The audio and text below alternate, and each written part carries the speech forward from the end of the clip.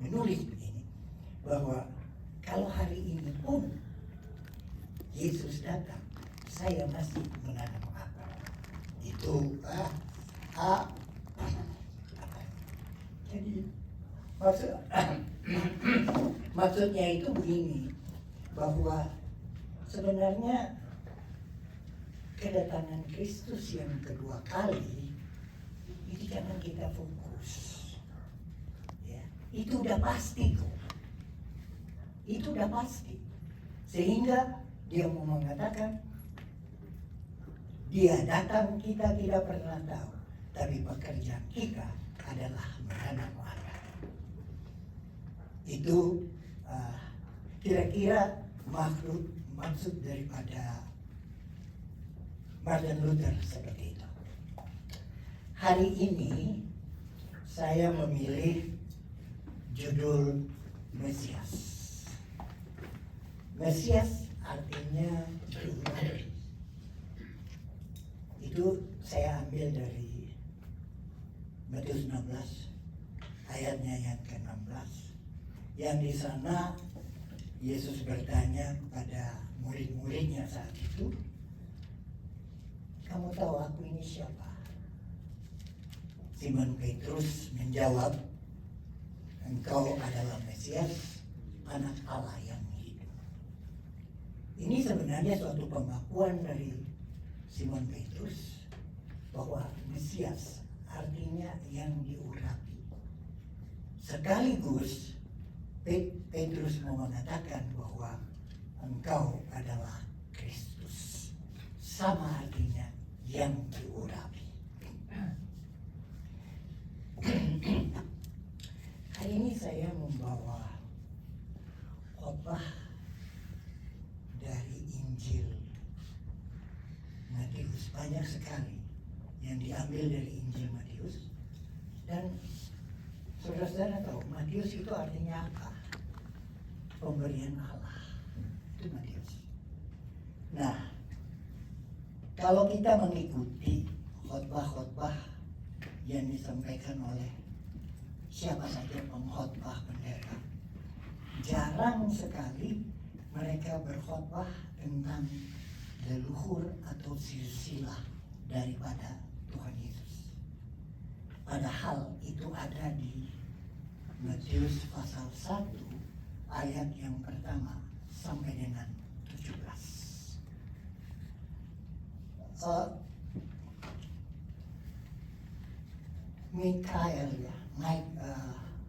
Michael Wilkins, dia mengatakan bahwa setiap orang yang membaca kitab Matius mengenai leluhur Tuhan Yesus itu akan kaget. Kenapa? Karena itulah kepolosan, kejujuran, dan kebenaran yang Matius itu menulis. Mengapa? Di sini saya akan menguraikan 5 orang perempuan yang terlibat di dalam kelahiran Yesus Kristus, leluhur daripada Yesus Kristus. Di dalam Matius itu ayat 1 sampai 17 itu penuh. Tapi saya cuma mau mengambil ayat 3, 5, dan 6. Di sana dikatakan bahwa Yehuda memperkenakan Peres dan Serah dari Tamar. Itu perempuan yang pertama yang akan kita uraikan. Peres memperkenakan Hesron. Hesron memperanakan Ram.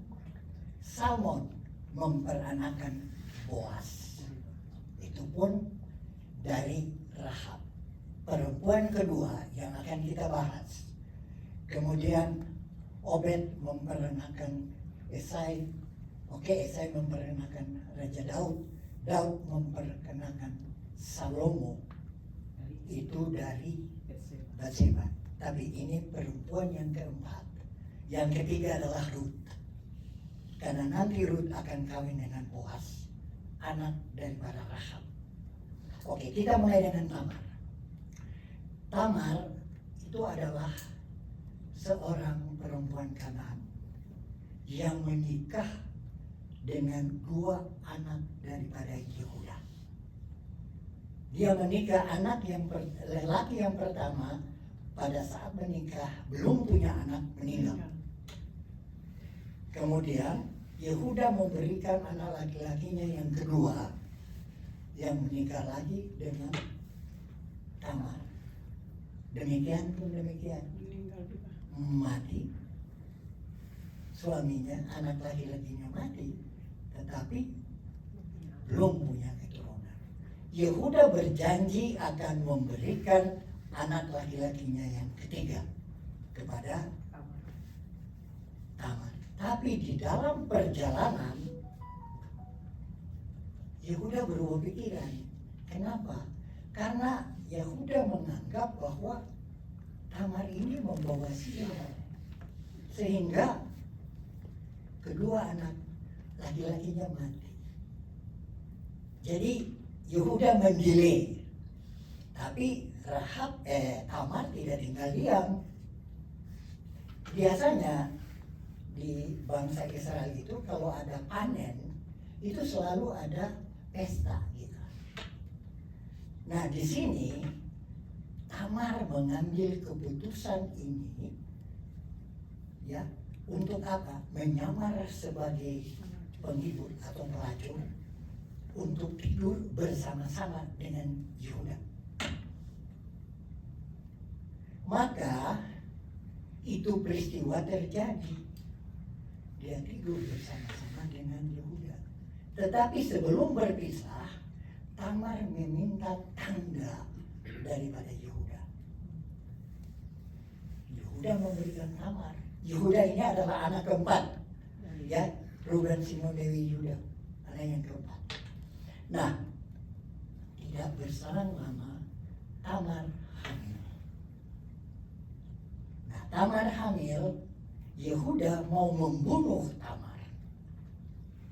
Tapi Tamar bilang, tunggu dulu. Anak ini adalah kepunyaan kamu. Gitu. Kemudian dia memberikan tanda yang diberikan oleh Yehuda. Akibatnya Tamar tidak bisa membunuh. Yehuda tidak bisa membunuh Tamar. Oke? Maka dengan Tamar, Yehuda mempunyai 2 orang anak, yaitu Peres dan Serah. Mari kita masuk kepada perempuan yang kedua. Perempuan yang kedua itu adalah Rahab. Rahab itu seorang prostitusi. Rumahnya itu tempat banyak tamu. Dan Rahab ini karena rumahnya dia itu banyak tamu, dia mendapat banyak informasi dari Allah Israel yang sekarang ini berlangsung. Banyak cerita yang masuk bahwa Allah Israel melalui Musa, laut Teberau dibelah, mana turun, dan dia mulai percaya kepada Allah Israel. Dia pengen tahu Allah Israel itu siapa. Dan dia kebetulan Yosua mengirimkan 2 orang mata-mata untuk mengintai kota Yeriko. Kebetulan Rahab itu tinggal di Yeriko. Mata-mata daripada Israel ini datang di rumah hiburan tadi. Dari cerita dari masa ke masa, selalu rumah hiburan itu menjadi sarang informasi. Itu semua informasi itu ada di sana. Tetapi oleh Raja Yeriko dia mengetahui. Sebentar, saudara-saudara kalau mau baca lengkapnya itu ada di Yosua. Itu lengkap. Yosua pasal 2. Itu cerita tentang Rahab itu ada di sana. Itu ada 34 ayat. Nah, Raja mengetahui kedatangan 2 orang mata-mata ini, maka Raja Yeriko mengirim orang untuk meminta kepada Rahab agar supaya dia menyerahkan kedua mata-mata daripada Israel. Tapi Rahab bilang tidak. Mereka sudah meninggalkan. Di satu pihak dia memohoni Raja Yeriko. Di lain pihak dia mengadakan deal dengan kedua mata-mata daripada Israel ini. Oke, saya akan meloloskan kamu berdua, tetapi imbalannya keluarga besar saya dan saya harus diselamatkan. Saya akan meloloskan kamu melalui jendela pakai tali. Kemudian kedua orang mata-mata Israel ini, oke, kita terima. Tetapi dengan persyaratan juga bahwa pada saat nanti kita menyerang kota Jericho, tidak ada satu keluargamu yang boleh keluar dari rumah. Dan yang paling penting adalah tali yang menoloskan mereka itu harus diikat pada jendela. Tali itu berwarna kirmisi. Itu adalah Rahab. Pada saat penyerangan itu datang, Rahab itu diselamatkan dan keluarganya. Rahab tinggal bersama-sama dengan Bani Israel. Dan di sana Rahab menikah nanti dengan Salmon, yaitu salah satu keturunan daripada Peres. Memperanakan Salmon memperanakan Boaz dari Rahab. Perempuan yang ketiga, Ruth. Itu semuanya ada di dalam silsilah Tuhan Yesus pasal 1, Matius pasal 1 ayat 1 sampai 17. Ruth. Kita mengenal Ruth bahwa pada saat kelaparan menimpa Bethlehem, satu keluarga yaitu Elimelek, Naomi, Mahlon dan Kilion itu mengungsi ke Moab. Karena apa? Karena ada kelaparan di Bethlehem. Mereka mengungsi ke sana mencari hidup yang lebih baik, tapi di sana malah petaka menimpa mereka. Mahlon dan Kilion mengambil bangsa Moab, perempuan Moab sebagai istri, yaitu Orpa dan Ruth. Kemudian Elimelek mati, Mahlon mati, Kilion mati, tinggal 3 janda. Satu mertua janda, 2 menantu janda.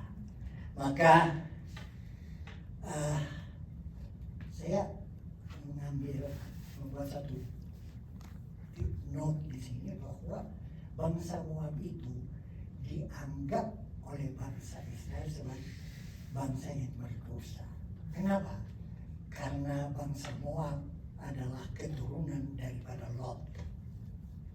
Dan itu bangsanya berasal dari hubungan incest dengan kedua anak perempuan. Nah, kemudian mereka kembali.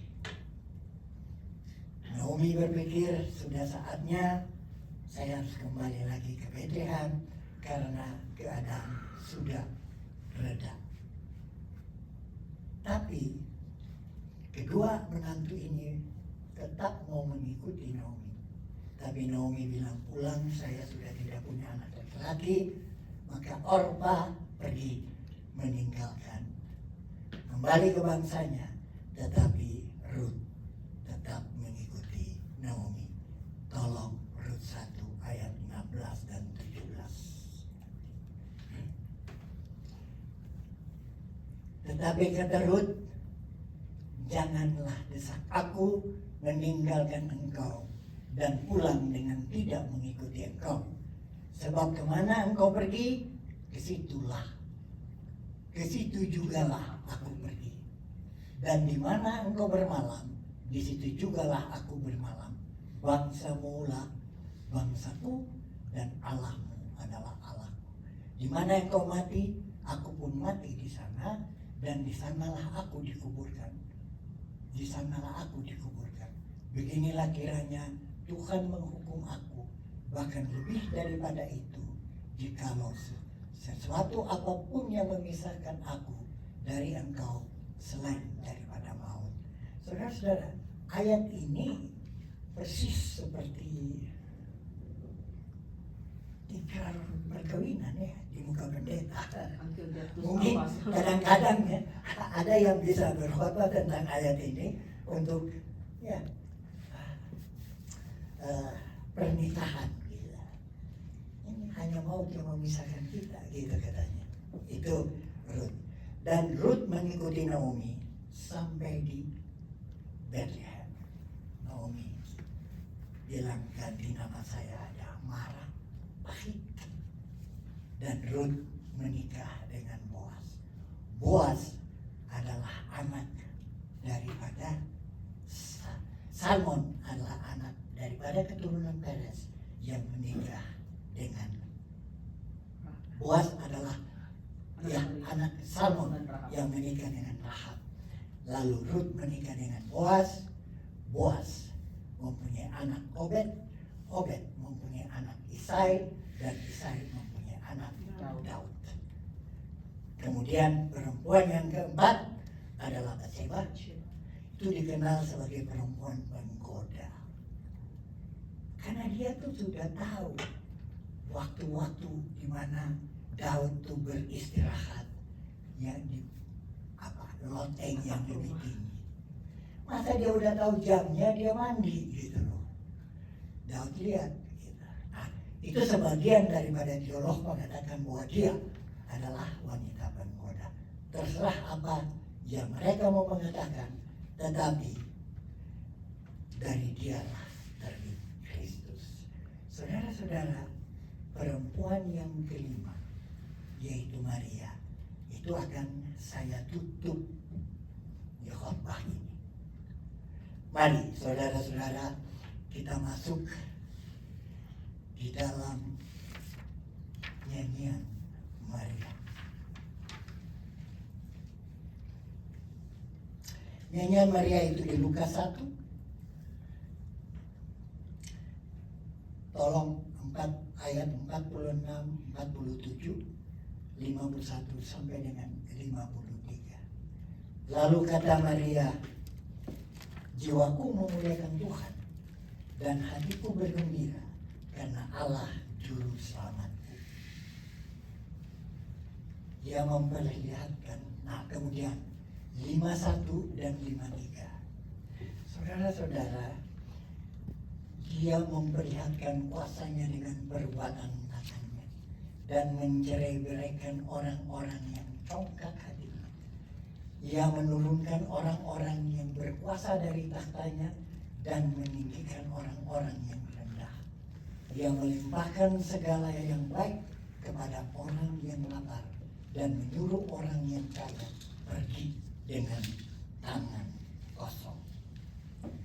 Saudara-saudara, ayat ini karena Maria itu pada saat dia menerima kabar bahwa dia akan mengandung oleh Roh Kudus, dia ke rumah kerabatnya, sebenarnya tantenya atau ini yaitu Elizabeth yang sedang mengandung Yohanes Pembaptis.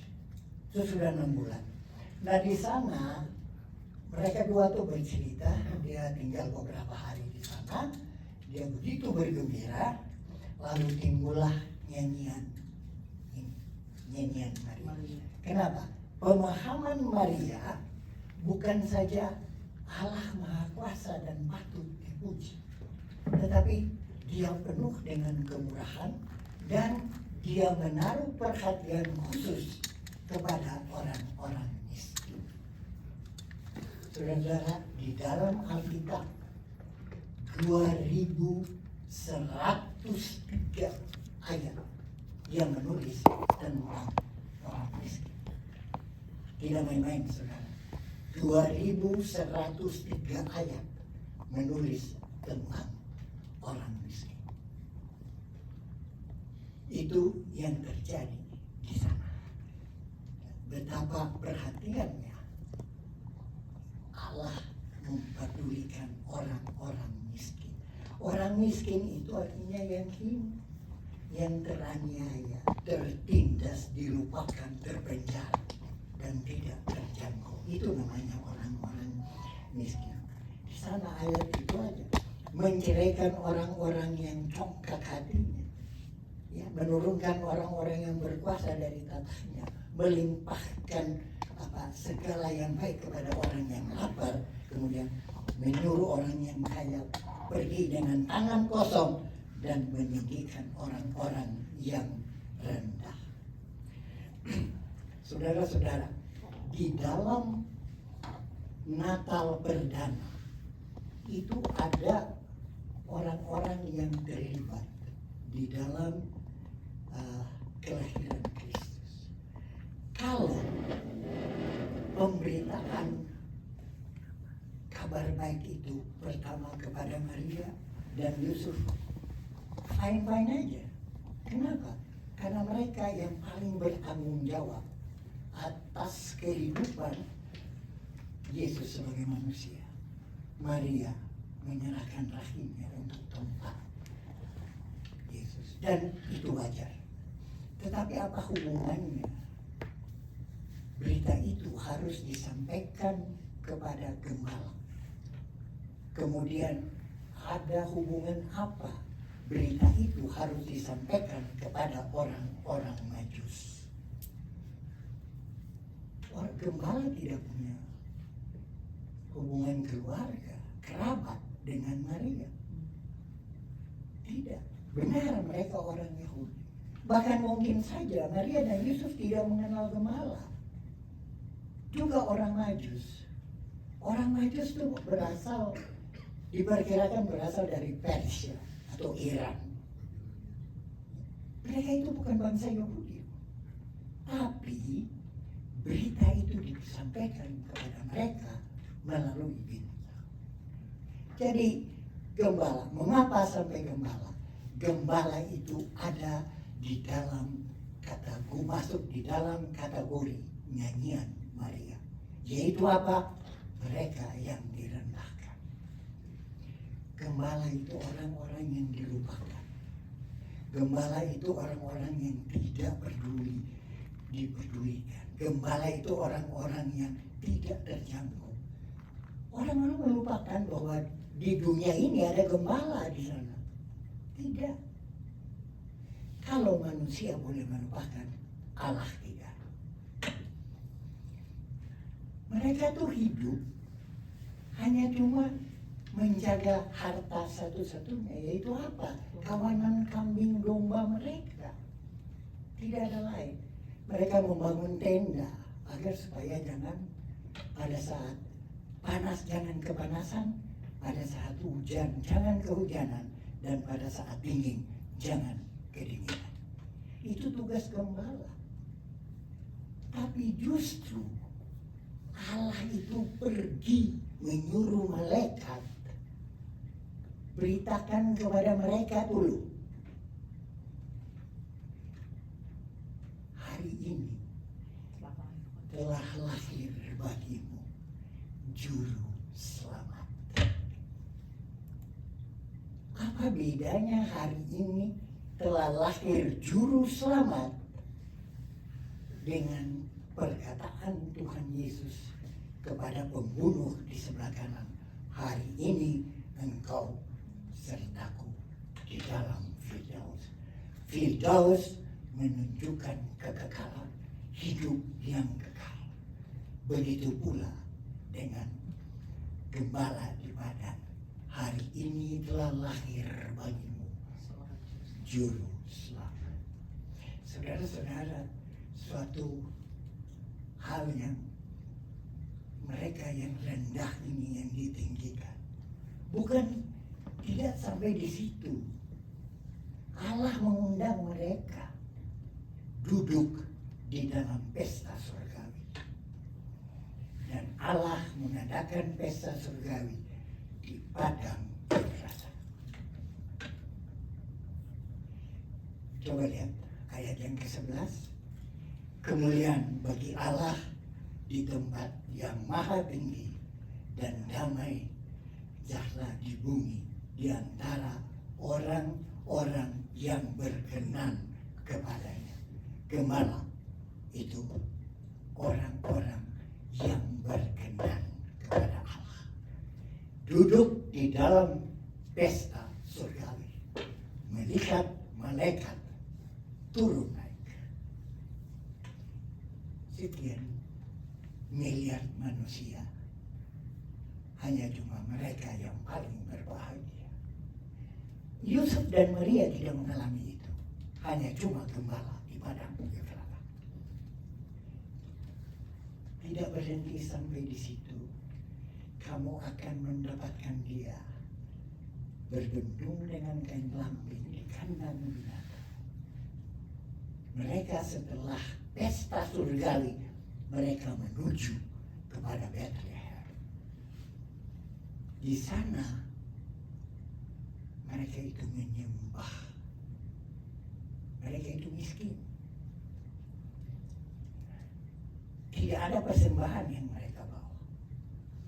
Apa yang mereka bawa adalah hati.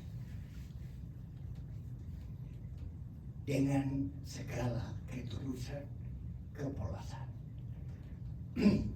Mereka mempersembahkan hati mereka kepada bayimu. Saudara-saudara, tidak berhenti sampai di situ. Mereka itu pada saat pergi ke Bethlehem, mereka meninggalkan harta satu-satunya yang mereka miliki di padang Efrata. Pada saat mereka kembali, apakah masih ada kekayaan mereka? Harta satu-satunya? Belum tentu. Kalau bertanya pada saya bilang saya tidak tahu, karena Alkitab tidak mencatat itu. Tapi apa yang kita pelajari? Kembali, saya senang sama Bapak kita, Pak Tuwi. Carilah dahulu kerajaan Allah dengan segala kebenarannya, maka yang lain akan ditambahkan. Itulah. Itu gembala, saudara-saudara. Yang kita belajar dari gembala. Kita masuk ke dalam yang keempat, orang Majus. Orang Majus ini bukan bangsa Israel. Mereka itu diperkirakan dari bangsa Persia. Ya. Dan mereka itu astrolog, ahli perbintangan. Dan mereka mencari kebenaran itu di Bintang-bintang. alam semesta. Tugas mereka itu cuma mencari kebenaran di alam semesta. Maka di saat mereka mencari Yesus, Allah memberikan mereka kebenaran yang paling hakiki. Yaitu apa? Bintang. Yesus adalah kebenaran. Dia adalah jalan, dia adalah kebenaran, dan dia adalah hidup. Maka Allah memberikan tanda kepada orang Majus ini. Dan pada saat mereka menangkap kebenaran itu, mereka mengatakan, hari ini lahir Raja besar, Raja di atas segala raja. Mereka menuju ke sana untuk apa? Untuk menyembah kepada mereka. Yang dapat kita pelajari dari orang Majus itu apa? Mereka fokus terhadap bintang itu. Jangan menyimpang ke kiri dan juga ke kanan. Fokus kepada kebenaran tadi. Saudara-saudara mau mencari Yesus, fokus kepada dia. Pasti kamu akan dapat. Dan orang Majus itu berjalan menuju bintang. Yang saya pikir pada siang itu mereka melihat bintang itu apa tidak sih pada siang hari? Kalau malam ya terang ya. Tapi kalau pada siang hari apa sih mereka bisa melihat ya? Tapi karena mereka ahli perbintangan barangkali, sudah pasti ini arah ini menuju ke sana. Ayo, walaupun tidak ada yang memimpin mereka, kita menuju aja ke sana. Begitulah. Ya, kira-kira. Maka mereka itu ke sana. Yang kita pelajari daripada bangsa Israel tidak pernah kenal daripada orang Majus, mereka tidak pernah menyerah mencari kebenaran. Mereka mencari sampai mereka dapat. Dan yang kedua, yang saya mau mengatakan begini, mereka itu adalah bukan bangsa Israel, tetapi Allah memakai mereka mewakili bangsa-bangsa yang bukan bangsa Israel harus turut berturut dan menyembah kepada Dia. Yesaya 45, tolong buka 23b. Ini, dan semua orang akan bertukuk lutut di hadapanmu dan akan bersumpah setia dalam segala bahasa. Sekarang Galatia 2 ayatnya yang ke-10 dan ke-11. Filipi. Bukan Galatia, Filipi 2, sorry. Ya, supaya dalam nama Yesus bertukuk lutut segala yang ada di langit dan yang ada di atas bumi dan yang ada di bawah bumi, dan segala lidah mengaku Yesus Kristus adalah Tuhan bagi kemuliaan Allah Bapa. Itu yang kita pelajari dari orang Majus. Saudara-saudaraku, saya kira sudah setengah panjang. Begini, sebenarnya khotbah saya akan berhenti di perempuan yang kelima, yaitu Maria. Tapi tidak, saya membuat lembaran khusus. Untuk apa? Untuk masuk. Ya, oleh-oleh yang dibawa oleh Ibu Gembala, Ibu Anita, dari Indonesia ke California, itu ada dua. Yang pertama, daun kelapa. Ketupat. Di dalam cerita di Injil Matius pasal yang ke-14 dan yang pasal yang ke-15, Tuhan Yesus mengenyangkan 5.000 orang dan 4.000 orang. Itu sebuah mujizat. Saya tidak fokus kepada mujizat. Saya fokus kepada yang lebih. Makanan yang lebih. Di saat 5.000 orang ada 12 bakul. Di saat 4.000 orang ada 7 bakul. Tolong buka Matius 14 ayat 20 dan Matius 15 ayat yang ke-37. Mereka semuanya makan sampai kenyang. Kemudian orang mengumpulkan potongan-potongan roti yang sisa 12 bakul penuh. Tolong seorang buka di ayat yang ke-37, Matius yang ke-15, karena saya tidak tulis untuk Ibu Anita. Itu.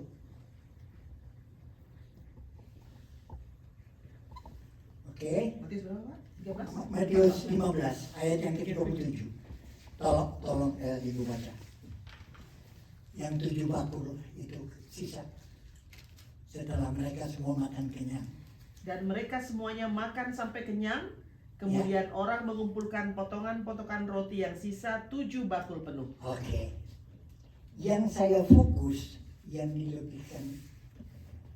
Apakah yang 12 bakul, yang 7 bakul itu milik mereka yang sudah kenyang?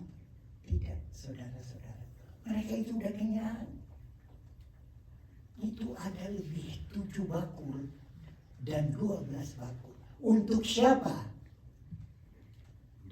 Untuk orang-orang saudara-saudara mereka yang membutuhkan makanan, uluran tangan kasih. Begitupun dengan kita. Kalau di dalam Matius kita boleh melihat dengan roti dan ikan boleh mengenyangkan begitu ribuan orang di GKI Petra juga ada mujizat. Serius. Apa itu? Lembaran ketupat bisa menjadi lembaran dolar. Ya, itu mujizat. Saudara, saya mau mengajak kita agar supaya kita peka. Mengapa sampai lembaran ketupat bisa menjadi lembaran dolar? Maka apa? Karena kita lagi butuh dana untuk nanti perayaan Natal. Kita harus memberi makan jasmani kepada para undangan yang kita undang. Coba pikir. Yang sekarang kita belum lakukan satu. Kita belum berdoa untuk berterima kasih. Daun ketupat menjadi lembaran dolar. Oke. Saudara-saudara, saya mau mengatakan begini, bahwa Allah yang kita sembah tidak pernah melimpahkan berkat-Nya kurang. Yes. Selalu lebih. Betul. Dan lebih itu untuk saudara-saudara kita yang membutuhkannya. Itulah yang disebut kita sebagai saluran berkat. Yang kedua, ini bikin khotbah saya panjang nih gara-gara ya ini lagi Pak, Gara-gara ketupat. ketupat. Kemudian yang kedua itu apa? Jeritan dari Pulau Sumba. Kita sudah dipanggil untuk duduk, kita menjadi anggota daripada GKI Petra. Di sini kita dipersiapkan untuk apa? Apabila kita dipilih, maka kita sudah siap untuk melayani.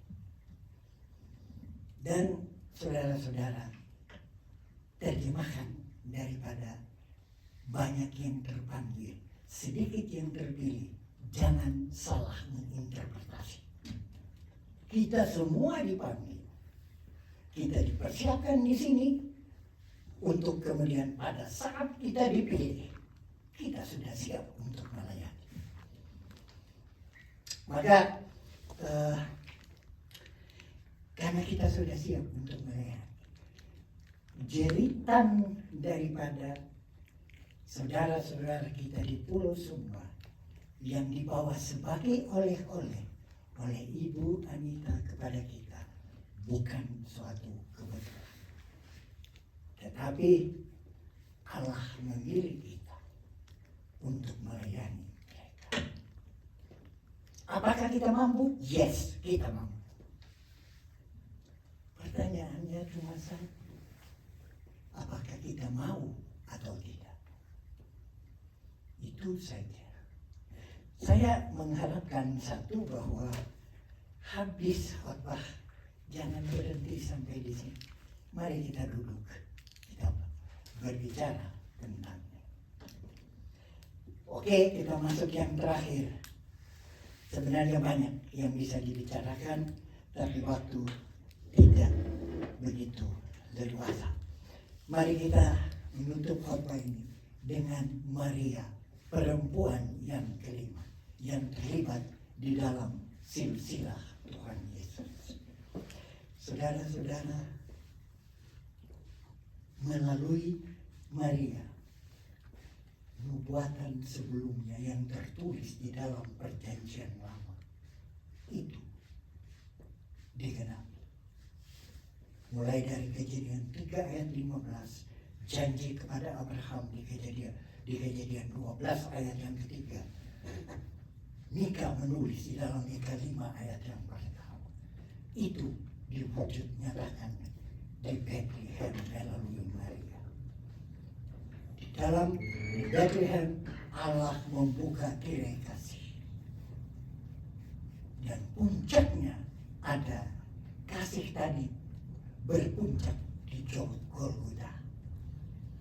Di sana semua dosa manusia dihapuskan, termasuk para leluhurnya yang mempunyai latar belakang yang jauh daripada kesalehan. Tapi dengan penggenapan di Golgota, kematian Kristus di Golgota, semua dosa dihapuskan, diganti dengan keselamatan. Dan itu adalah anugerah terbesar di sepanjang sejarah umat manusia. Benar, Pak? Yes. Mari saudara-saudara, kita berhenti untuk sementara di sini. Mari kita berdoa. Bapa, terima kasih, hamba-Mu sudah habis berbicara. Biarlah firman ini boleh menjadi bagian hidup di dalam kehidupan kami sekalian dengan bimbingan Roh-Mu yang kudus hari lepas hari. Dalam nama Tuhan Yesus, hamba sudah berdoa. Amin.